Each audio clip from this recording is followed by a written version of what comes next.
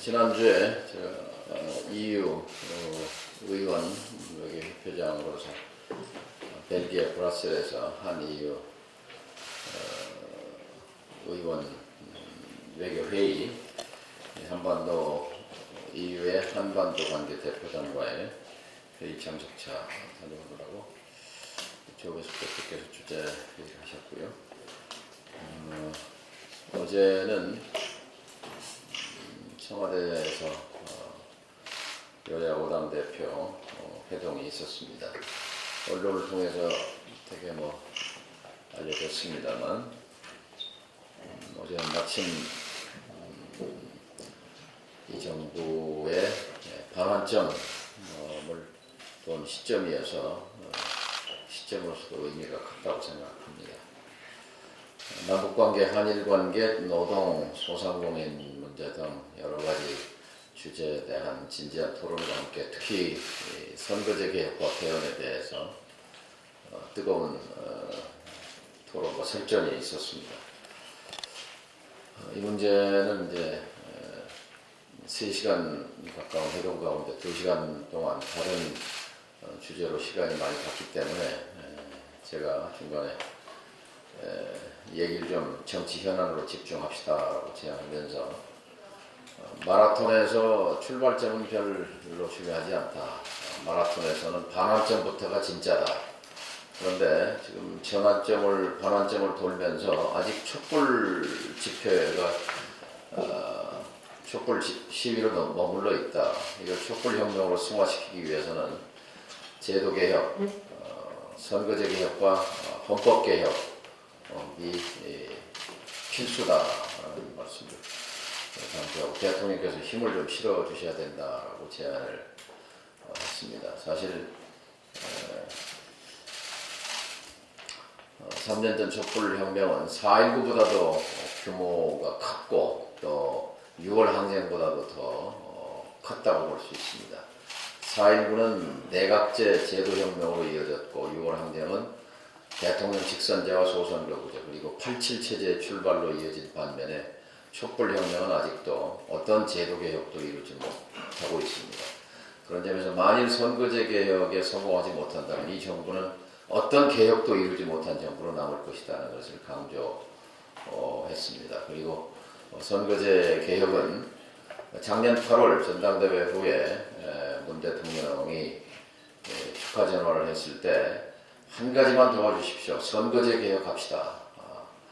라고 말씀한 데 대해서 화답을 했고 그 화답이 불씨가 돼서 의제화가 됐고 오늘 여기까지 왔습니다.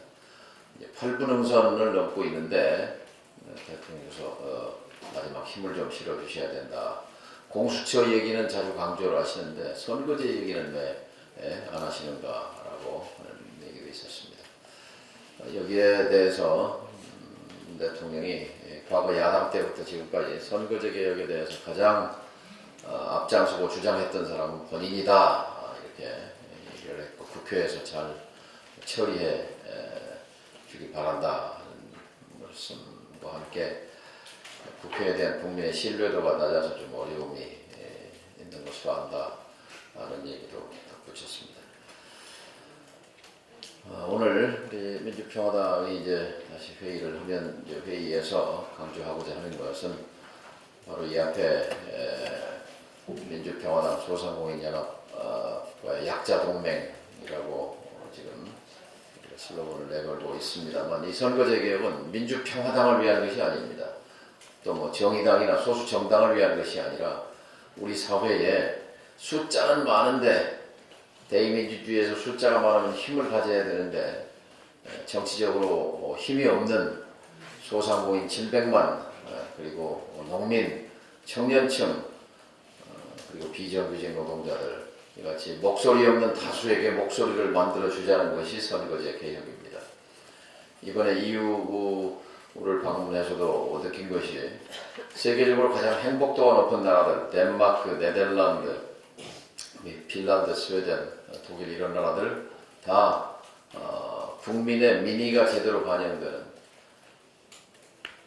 특히 네덜란드나 벨기에 같은 나라 또 덴마크 같은 나라는 아예 지역구 국회의원이 없습니다.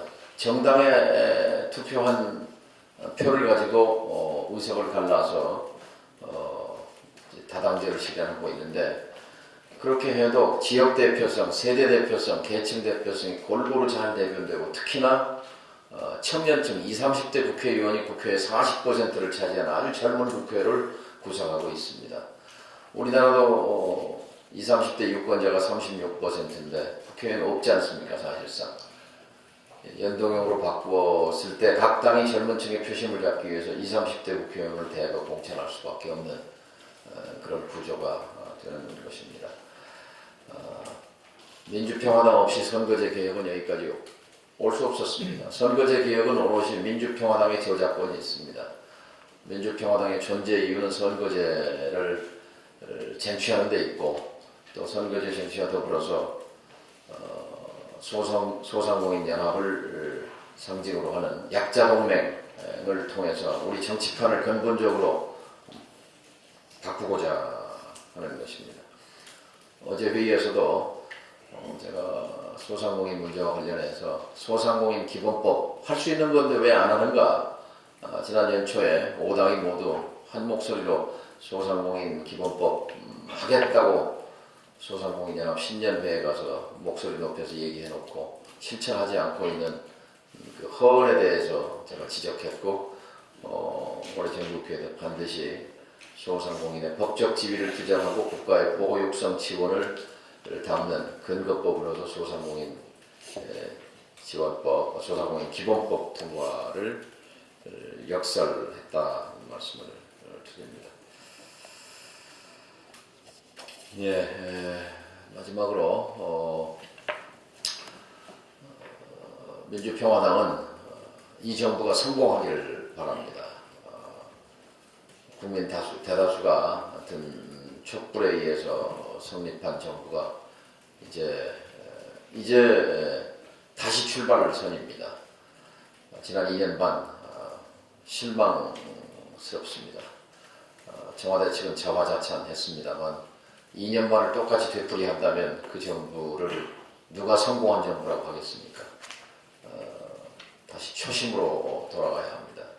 초심으로 돌아가서 인사 탕평으로부터 시작해야 합니다. 영조, 정조 시대의 성공은 탕평 체계 성공입니다. 내 사람만 쓴다 하는 그런 좁은 인재 등용의 풀을 넓혀서 반대자도 적극적으로 기용하는 그런 탕평의 정신으로 출발을 하기를 바랍니다. 민주평화당은 이 정부가 성공해야 우리 국민이 행복할 수 있다고 보는 차원에서 협조할 건 협조하고, 또 냉정하게 비판할 것은 비판해 가도록 할 것입니다. 이상입니다. 네, 문재인 정부 이제 임기 반을 지났습니다. 제가 지난번에 국정감사에서 노영민 실장한테 이 2년 반 동안 제일 잘한 것은 뭐냐 했더니 한반도의 그 전쟁의 위험을 제거한 것이다, 이렇게 말씀을 하셨는데요. 그러나 문 대통령 상중에 북한에서 또 미사일을 발사를 했었습니다. 거기에 대해서, 그 답변에 대해서 사람들이 다들 과연 노력은 했지만 성과가 없었는데 그걸 또 지적을 왜 하느냐 하는 기사에 대한 댓글이 달렸었습니다. 두 번째, 그럼 제일 못한 게 뭐냐에 대해서는 잘 생각이 나지 않는 머뭇거렸는데, 얼마 전에 이제 어저께인가요? 기자회견 하면서 제일 못한 게 이제 일자리이다, 이런 얘기를 했습니다. 경제가 정말 어렵습니다.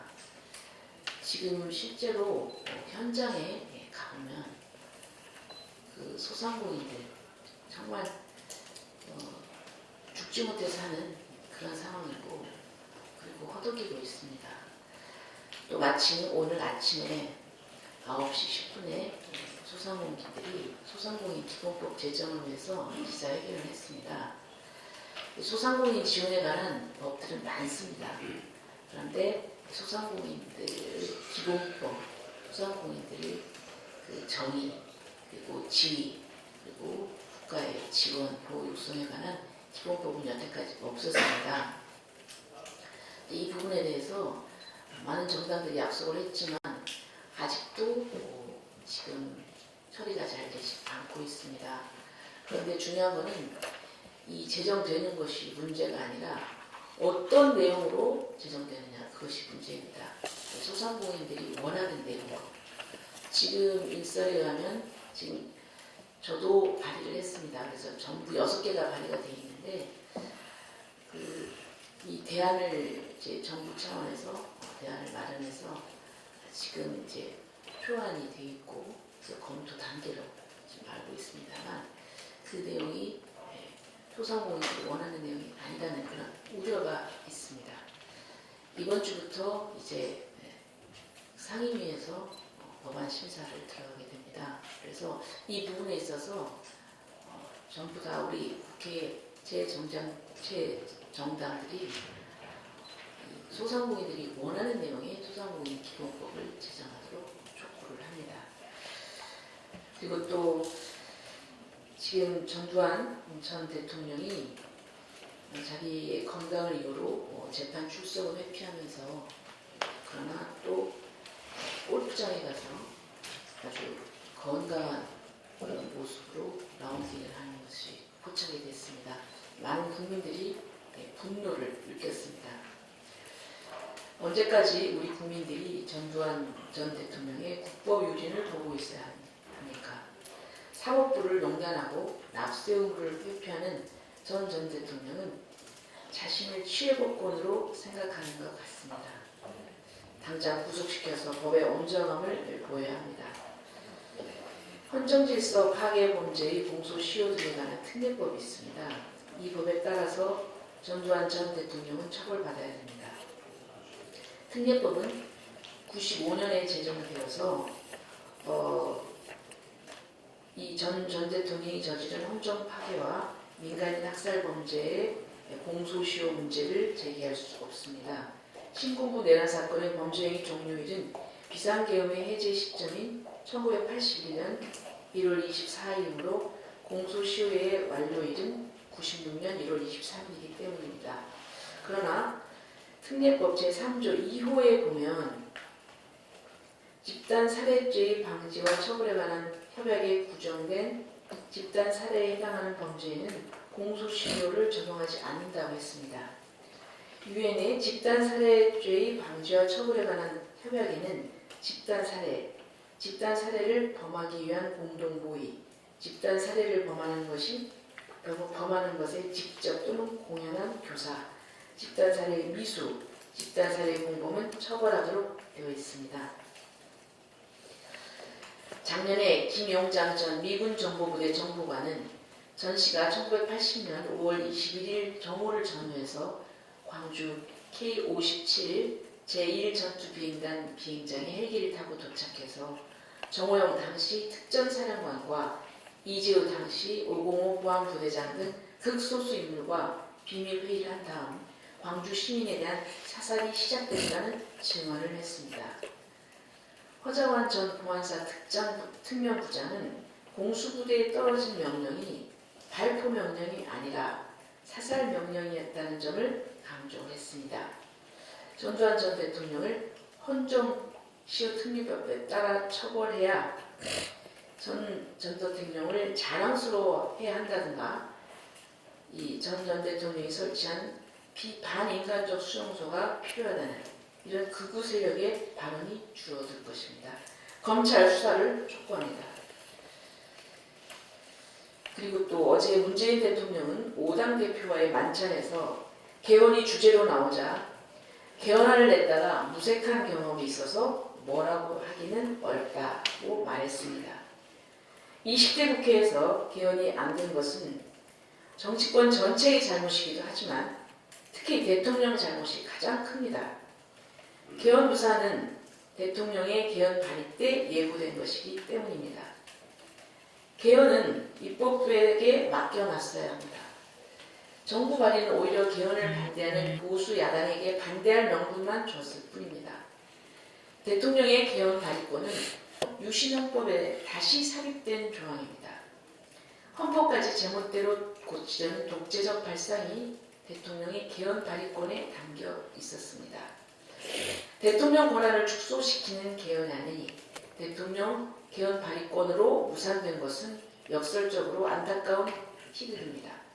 적어도 문 대통령은 대통령 개헌 발의권은 확실하게 없애야 한다는 정도의 유감 표명이 있어야 했습니다.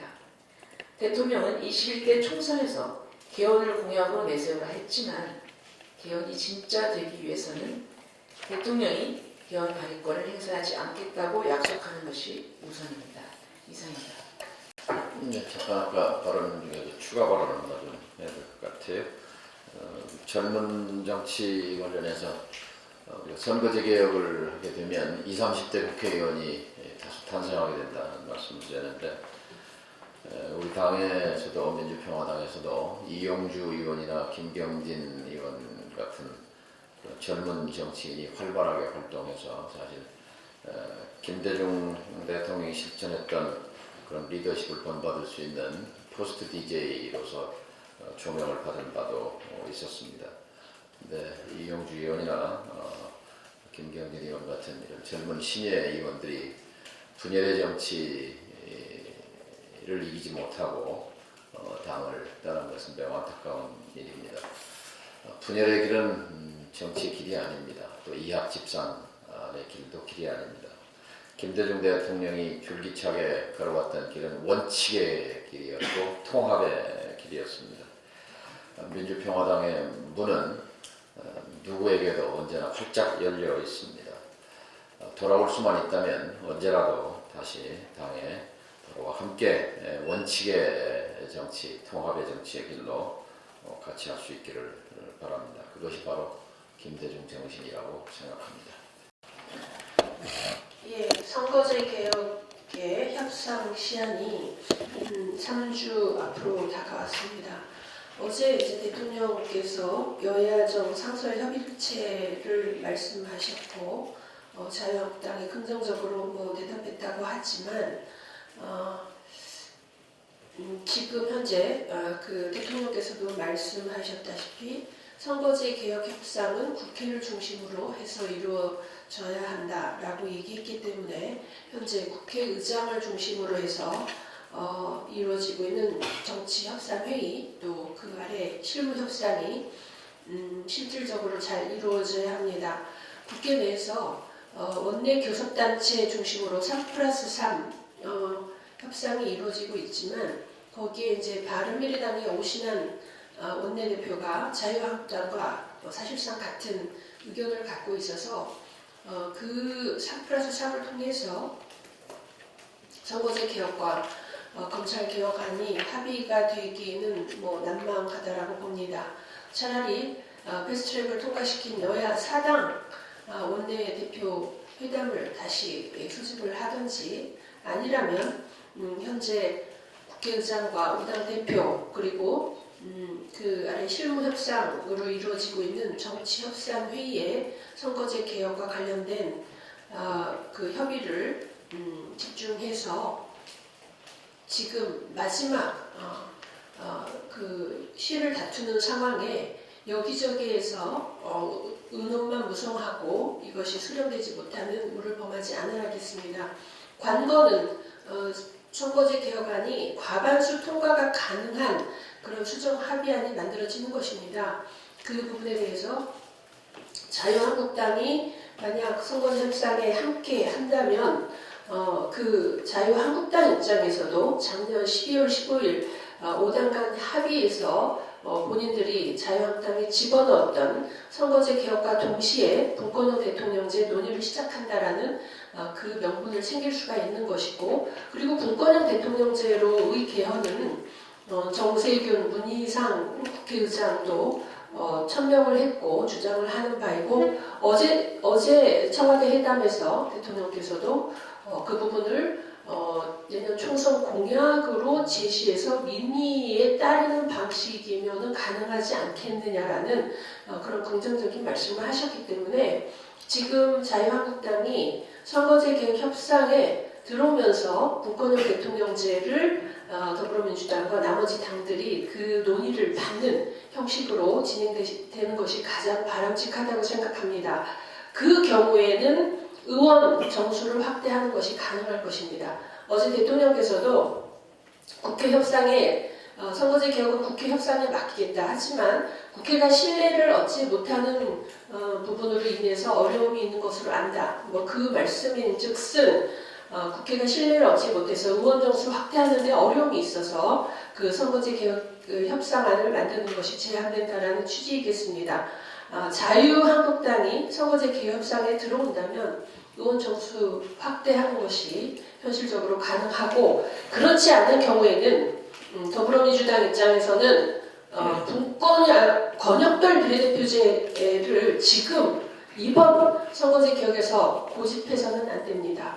그리고 정의당의 입장에서도 지역구 축소를 나무라라하고 비례대표 확대만 초점을 맞추게 되면 실제로 과반수 통과를 할 수가 없습니다. 현실을 인정해야 합니다. 따라서 협상안으로서 300인을 유지하면서 전국 단위로 연동형을 선택하고 그리고 240대 60으로 4대1 비율로 하되 13석이 줄어드는 의석수에 대해서는 지역구 획정 조항에 낙후도 같은 약간의 그 선거법 개정을 통해서 헌재의 인구 편차 2대1이라는 결정을 무력화시키고 독일과 같은 3대1 정도의 인구 편차를 기준으로 해서 지역구를 조정한다면 13석이 줄어드는 것이 대도시를 중심으로 해서 줄어들고 지방과 농촌의 의석수가 줄어드는 이 부분을 최소화할 수 있을 것입니다. 현재 언론인들 사이에서도 240대 60 안이 현실적인 안으로서 거론이 되고 있다고 하는데 가장 바람직한 것은 현재의 지역구 수를 그대로 유지한 채로 4대1로 돌려서 하는 제가 제출한 316석 아니고 심상정 의원이 지금 10% 증원을 얘기하는데 30석은 아니고 제 안처럼 16석을 증원하는 것을 관철할 수 있기를 소망하지만 그렇지 않은 경우에도 반드시 3주 안에 실질적으로 과반수 통과가 가능한 수정 합의안을 자유한국당을 포함한 혹은 자유한국당을 제외한 나머지 4당 간에 합의가 이루어져야만 합니다. 그래서 이 부분에 민주평화당 입장에서는 정동영 대표님이 지금 정치협상 회의에 참석하고 계시고 제가 실무협상에 참석하고 있는데 이 부분에서 한치의 오차도 없이 협상이 이루어지도록 그렇게 하겠습니다.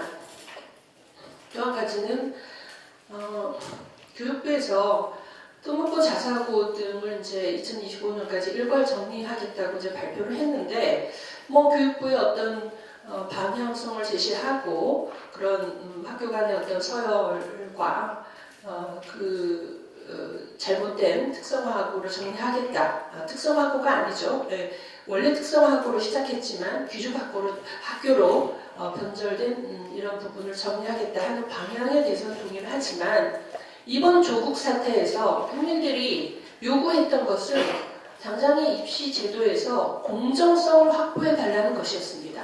학교 서열, 고등학교 학교 서열을 정리하는 것이 제1의 과제가 아니고 지금 당장 말도 안 되는 수시학종을 빨리 없애라, 당장 없애라 이런 요구였습니다. 여론조사에서도 아주 극명하게 나타납니다. 정시를 현재 30%를 목표로 하고 있는데 정시를 최소한 50% 이상으로 확대해야 한다라는 의견이 무려 74%입니다. 정부는 학부모와 학생을 마치 아무런 입시제도에 대해서 내용을 잘 모르는 그런 문외한으로 여기시면 안 됩니다. 교사와 교육부가 입시를 가장 잘 알고 있다는 착각에서 벗어나야 합니다.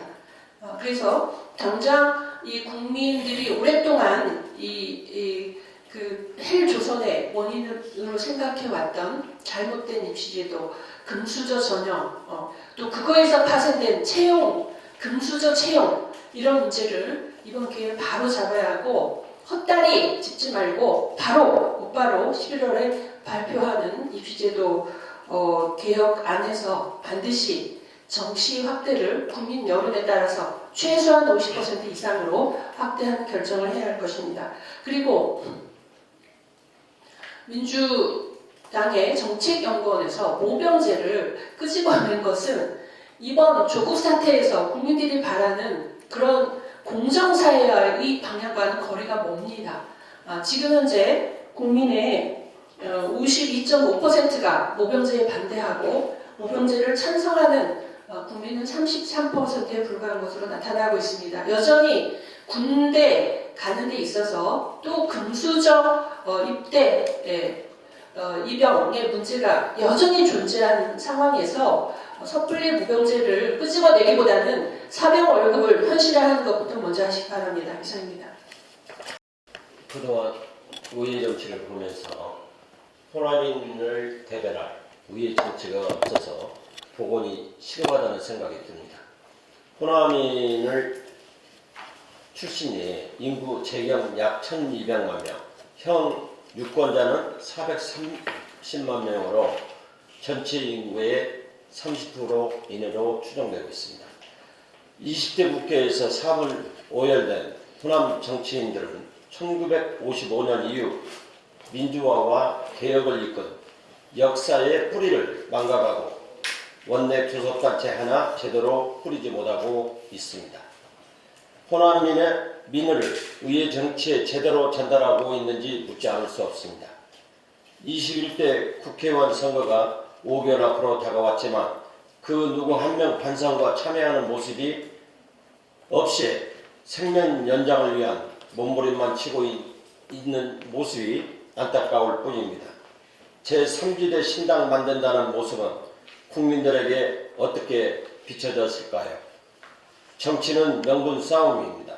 그 명분에 생명 연장이라는 사욕이 들어간다면 국민들은, 호남인들은 단호히 해초를 들 거라고 생각합니다.